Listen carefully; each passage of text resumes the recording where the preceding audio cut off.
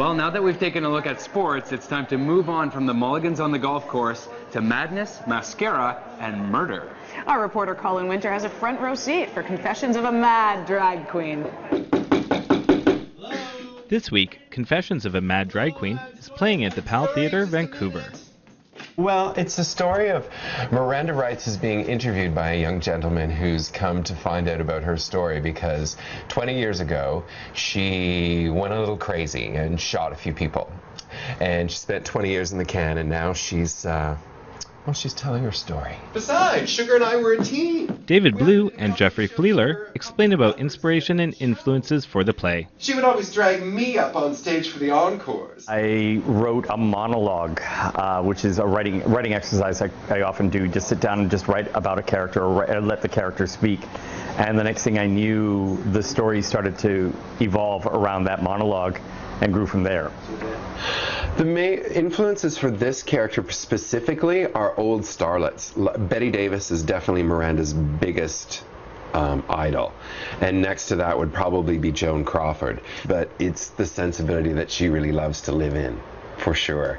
Yeah, it's even in the rhythm of her speech. She's very, very much Betty Davis. Yeah.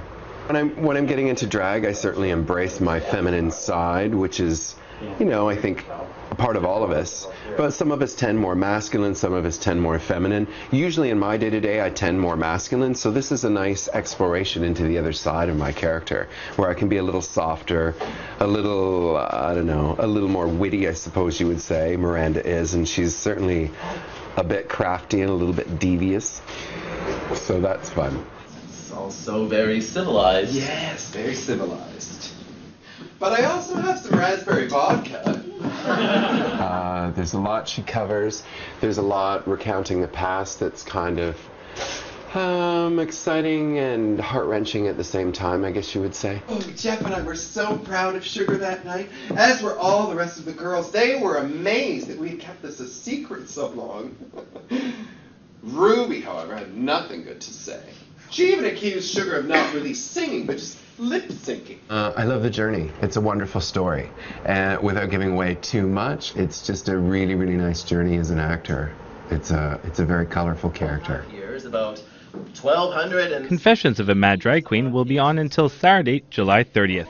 Make sure to check it out.